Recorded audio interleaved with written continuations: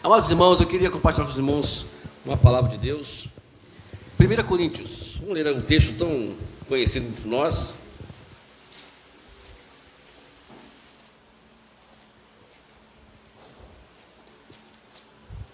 Primeira Coríntios, capítulo 11. E vamos ler a partir do versículo 23.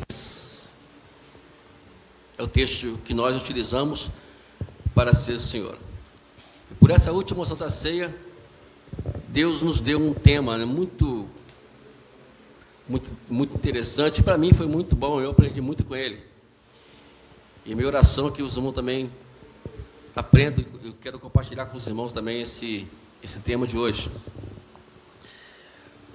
Vamos abrir 1 Coríntios 11, versículo 23 diante do seguinte: porque eu recebi do Senhor o que também lhes entreguei, que o Senhor Jesus, na noite em que foi traído, pegou um pão, e tendo dado graças, partiu e disse: este é meu corpo, que é dado por vocês, façam isso em memória de mim.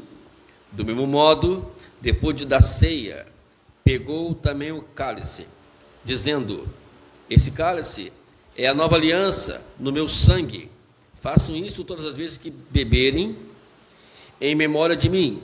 Porque todas as vezes que comerem este pão e beberem o cálice, vocês anunciam a morte do Senhor até que ele venha.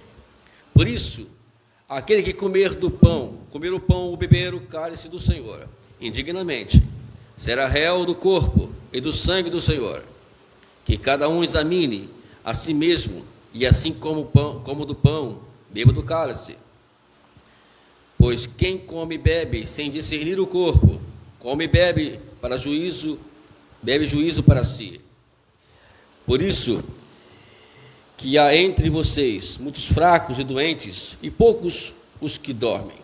Porque se julgássemos a nós mesmos, não seríamos julgados, mas quando julgados, somos disciplinados pelo Senhor, para não sermos condenados com o mundo.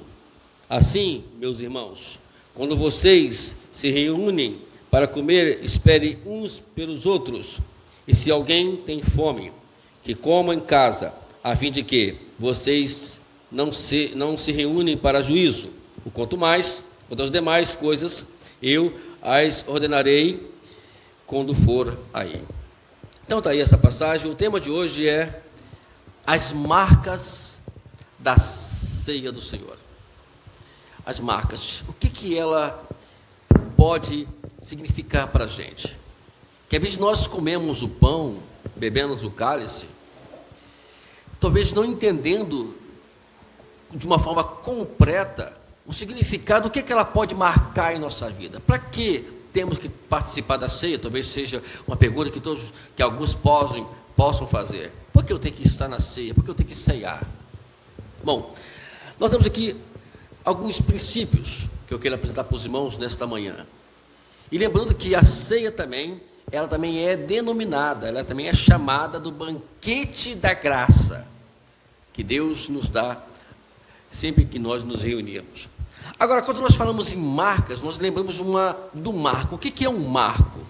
O marco, ele é um sinal que registra um limite, ou baliza, ou é uma fronteira.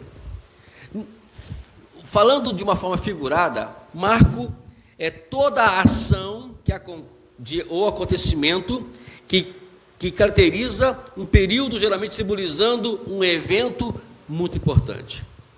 Então, eu quero trazer para vocês aqui justamente essas marcas da ceia, para poder a gente entender que ela tem que, de alguma forma, diferenciar a nossa vida.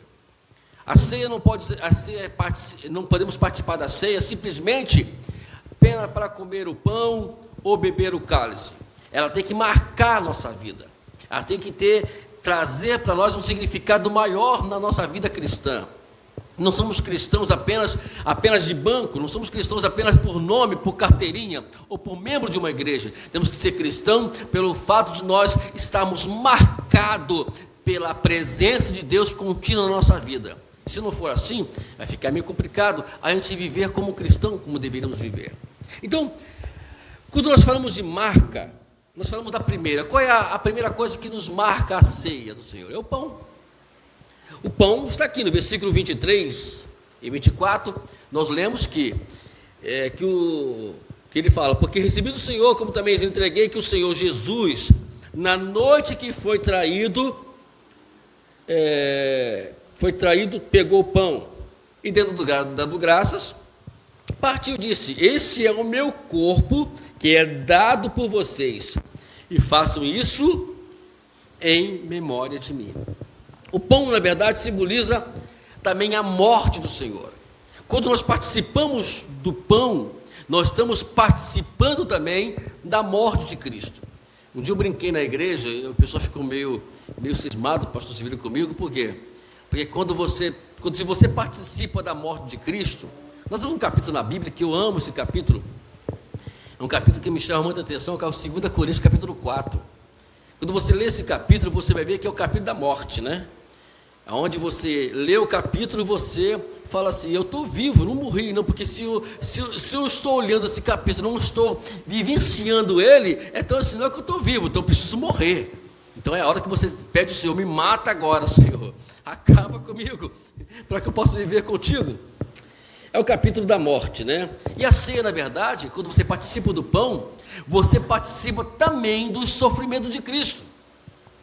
Eu quero dizer para os irmãos que quando você pega aquele pãozinho, né, e você vai comer ele, você está naquele momento participando também do sofrimento de Cristo. Quer dizer que o cristão, ele vai agora viver as marcas de Cristo na sua vida, também no sofrimento. Agora é claro que se nós vivemos o sofrimento de Cristo, também vamos viver a exaltação de Cristo. Então precisamos ficarmos preocupados. Mas para que podemos ser exaltados, primeiro precisamos morrer, precisamos sofrer, precisamos viver tudo, a morte de Cristo, viver o momento crucial de Jesus.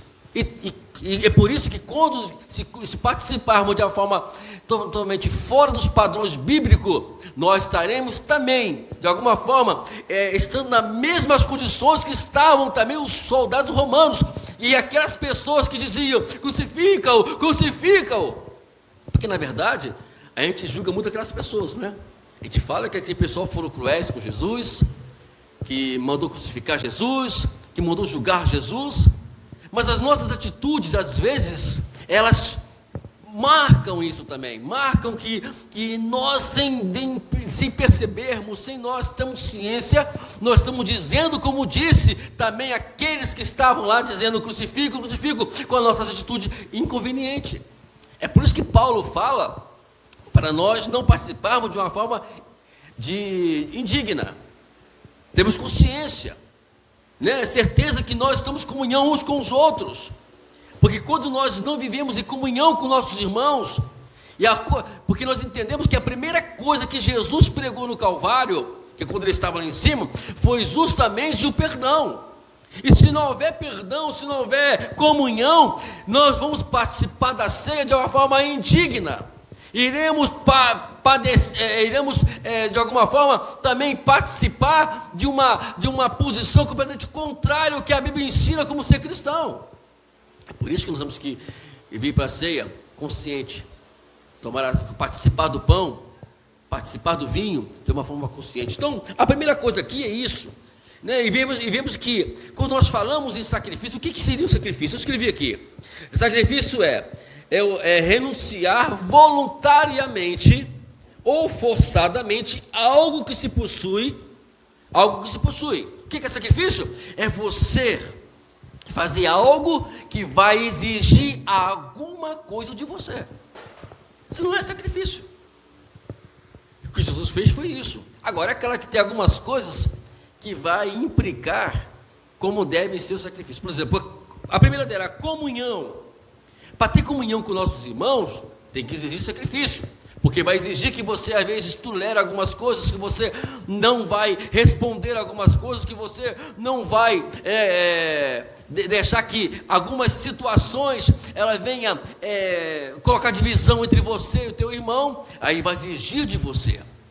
Jesus disse, uma certa vez, no capítulo 5 de Mateus, na memória deve ser o versículo 23 e 24, ele fala assim: olha, se você for levar a tua oferta ao Senhor e souber que teu irmão tem alguma coisa com você, você não vai até o altar e leva a tua oferta, né? Guarda a tua oferta, primeiro reconcilia com teu irmão e depois você leva a tua oferta ao altar.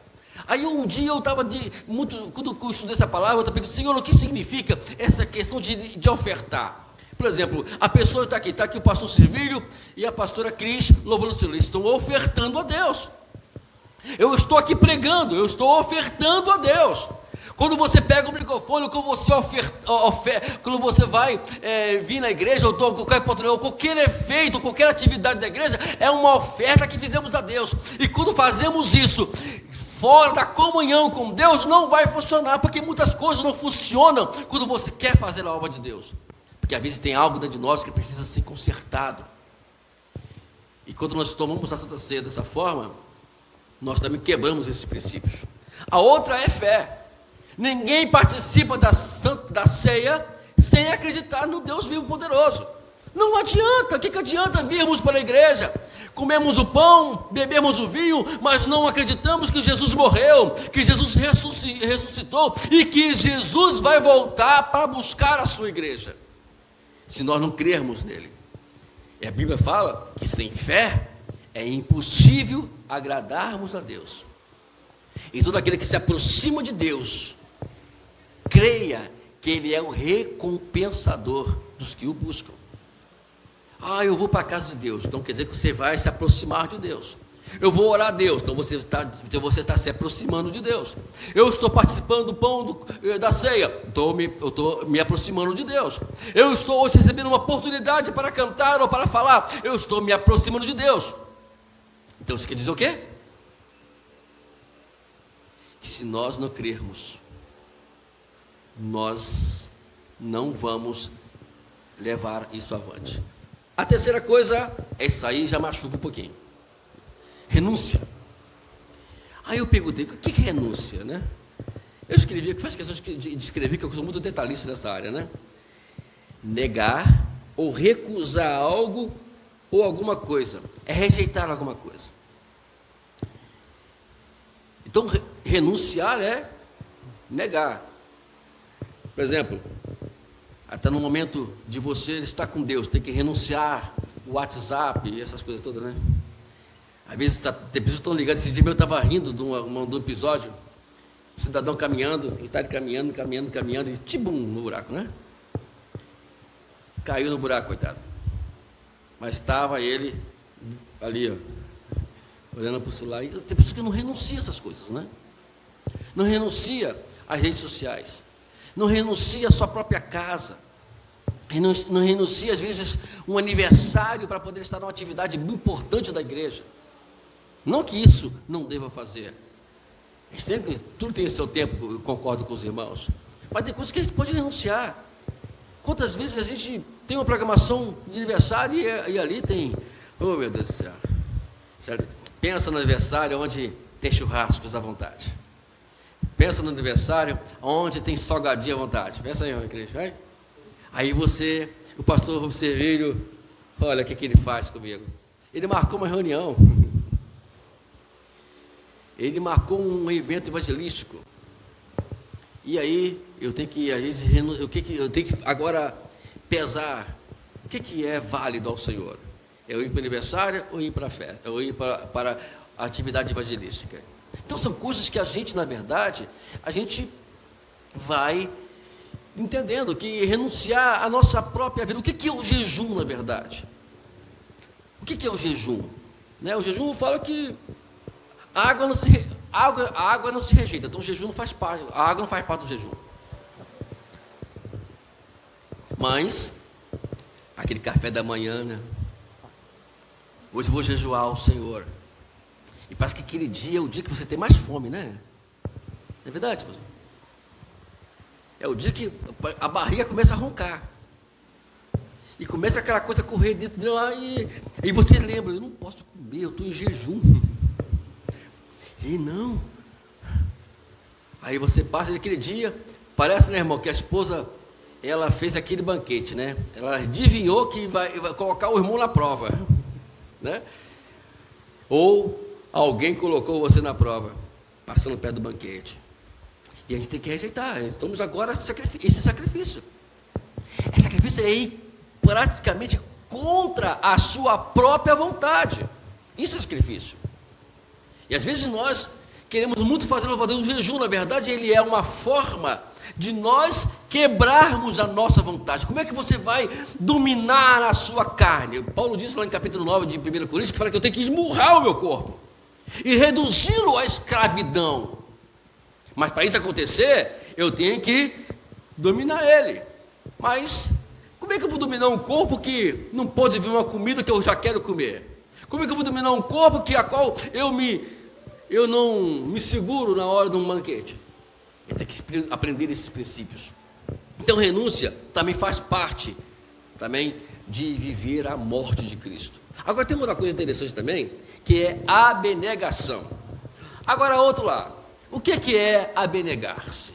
Eu escrevi também aqui, amado, não vou deixar isso em branco, não. Olha, altruísmo, a ação contrária ao egoísmo. Já ouviu falar de desapego? Né? Meu Deus do céu.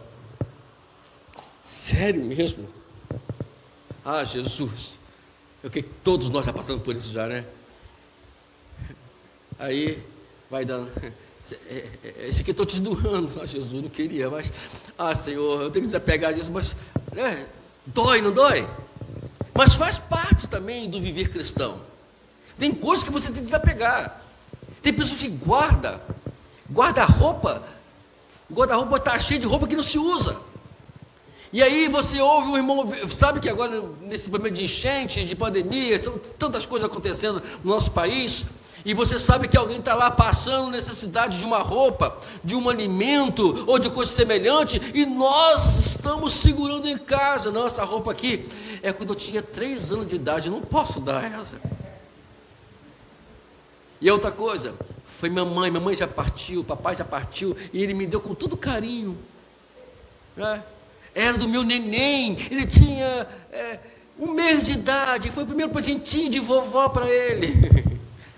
Eu não vou. Então tem coisas que a gente tem que aprender a desapegar, né? Esses dias a gente quando lá em casa a gente brinca com um negócio de pote, né?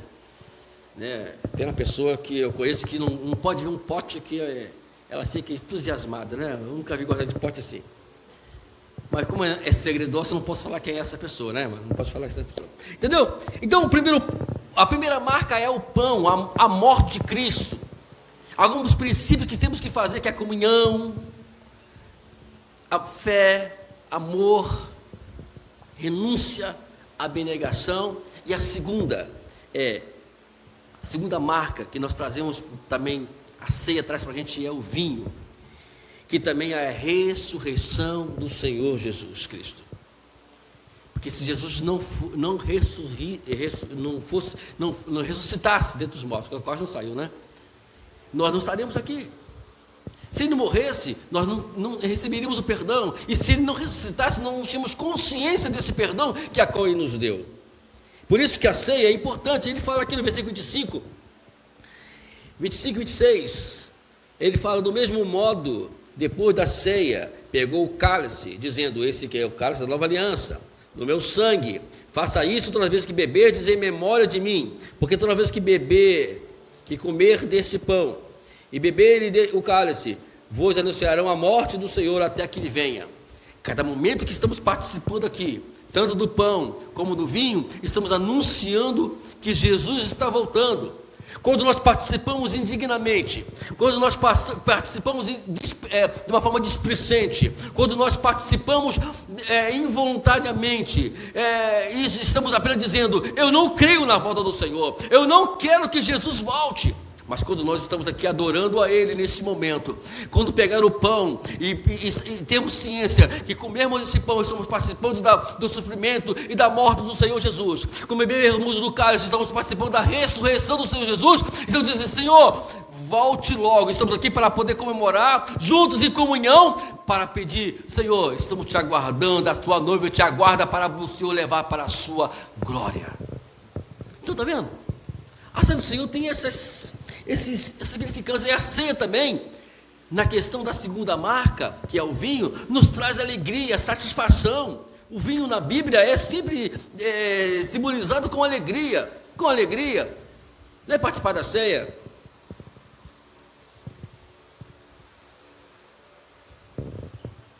Um cara feia, essa alegria no coração, satisfação. Comemos o pão com alegria, mas está gostoso esse pão. Jesus, estou aqui participando do seu sofrimento, participando da sua morte, em comunhão, em fé, amor, renunciei tudo que eu tinha em casa, né? O grupo espetacular que fala como é que de manhã que passa, nem sei como é que passa mais domingo, mas todo domingo eu vejo televisão, né? Eu renunciei lá o meu autocard, lá, o negócio de carro lá, que eu gosto de mexer com carro. Eu renunciei tudo isso, eu larguei a minha caminha. Estava gostosa demais. Mas eu não dormi ainda, né? Então não posso dizer isso. Mas eu posso dizer que muitos de vocês estavam lá na sua caminha gostosa. Por isso que às vezes a ceia de manhã é muito mais ceia do que a noite. Porque a noite tem que vir no culto mesmo. A de manhã vai ter que ter renúncia. Vai ter que ter sacrifício, acordar cedo. Quem vos fala aqui, irmãos, eu tenho um problema seríssimo de acordar cedo. Irmãos, esse é o meu maior problema. Irmãos, é uma coisa que eu não consigo acordar cedo. Se não é despertador, mas nesta noite eu não dormi, o que pareça. Olha que lá eu posso dormir no trabalho. Mas eu não consegui dormir, toda hora, parecia até a telecena, de hora em hora eu estava acordado.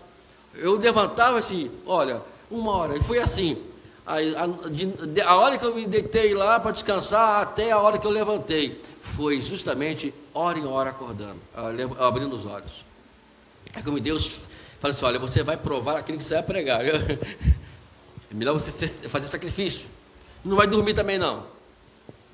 E às vezes é isso que chama atenção na ceia, pela manhã, essa forma de você fazer um sacrifício para vir para a casa de Deus, que para muitos, como no meu caso, é um sacrifício mesmo. Mas a gente vem, estamos aí, né, nessa jornada de hoje. Então, alegria, satisfação, festa. A ceia também é o culto da festa, o culto do amor. Também, ele expressa também a questão da experiência com Deus. Como é que você vai ter experiência com Deus se você não come o pão com satisfação, se você não bebe o vinho com satisfação? Não que esse pão, não que esse vinho seja alguma coisa, mas o símbolo dele, ele vai trazer essa experiência com Deus.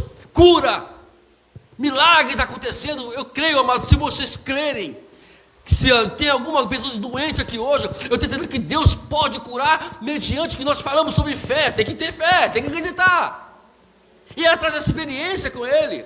Quando as pessoas são curadas, quando comem o pão e participam do vinho, porque vivem uma experiência com Deus, que também ela promove isso para a gente. E por último, o que a ceia também promove como marca do vinho? A volta do Senhor Jesus. Eu já ouvi pessoas, cristãos, não são novos não, dizerem que Jesus não pode voltar agora não, né? Porque eu ainda tenho que fazer um negócio aqui, eu estou fazendo um negócio ali. Irmãos, eu tenho consciência que eu tenho um caminhão de promessas sobre a minha vida. Um caminhão de promessas. Mas uma coisa eu sei. Eu prefiro que elas nem se cumpram, mas que eu esteja com o Senhor nos ares. Esse tempo atrás, eu queria contar uma experiência para os irmãos aqui. E quando a gente ouve falar em morte, esse não é o nosso caso aqui, a gente lembrar isso, mas eu fico pensando, olhando para mim. Eu tenho que colocar meus pés no trilho de Cristo e não sair. Porque pessoas próximas de mim foram. E eu fico brincando, às vezes, não brincando do modo não pejorativo, mas falando, olha, quem sabe a próxima ceia é minha, né? Por isso que cada ceia, ela tem que ter esse significado. Essa pode ser não somente a última ceia do ano para mim, mas pode ser também a última ceia do modo geral para mim. E não sabemos na nossa vida. Por isso temos que nos fixar em Cristo. Fazer desse momento um momento ímpar, único da nossa vida. Alegria. Porque Paulo fala, porque muitas pessoas estão com problemas espirituais. Porque não se examina a si mesma.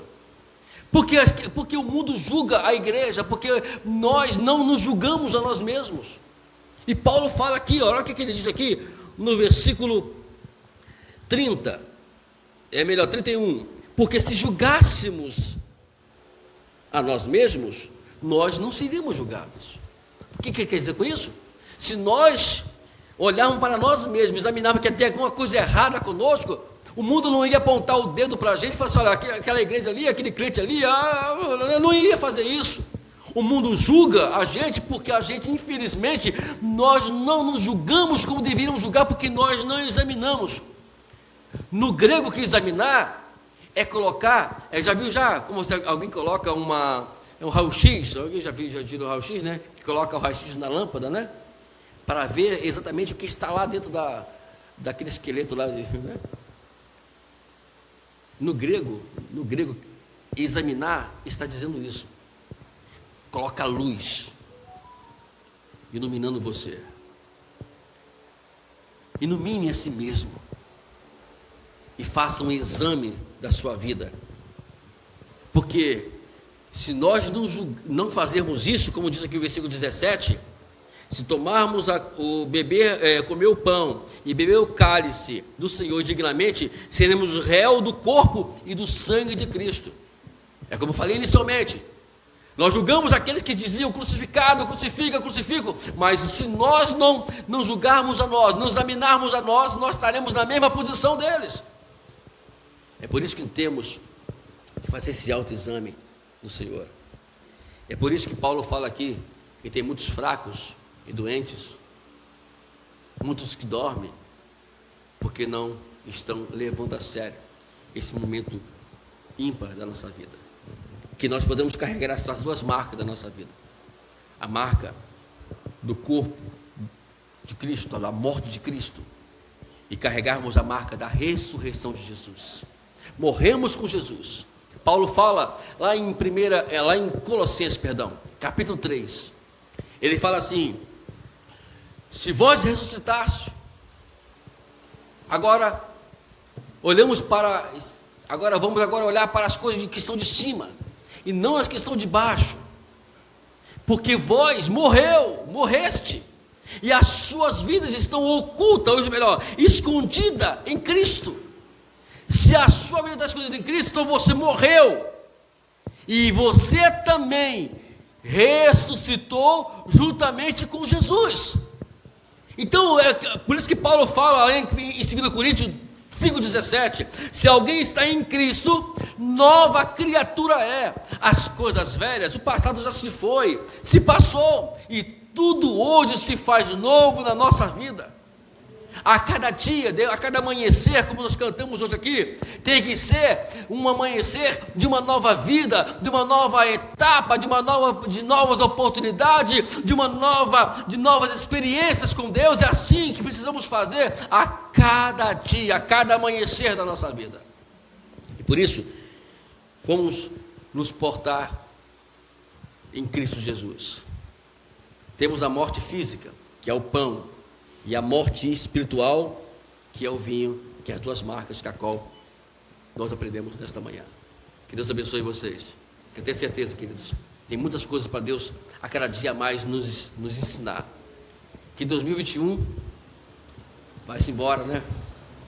E que 2022 venha com novas experiências. E que vemos aqui, né? Não está com apenas 50 pessoas, mas em 2021 você possa trazer mais pessoas para cá, para que venhamos encher esta igreja, né? E podermos dizer: o Senhor é Deus na nossa vida, porque nós com uma nova vida, nós conseguimos chamar a atenção de pessoas que a qual vieram para a igreja. Deus te abençoe, em nome de Jesus. Amém?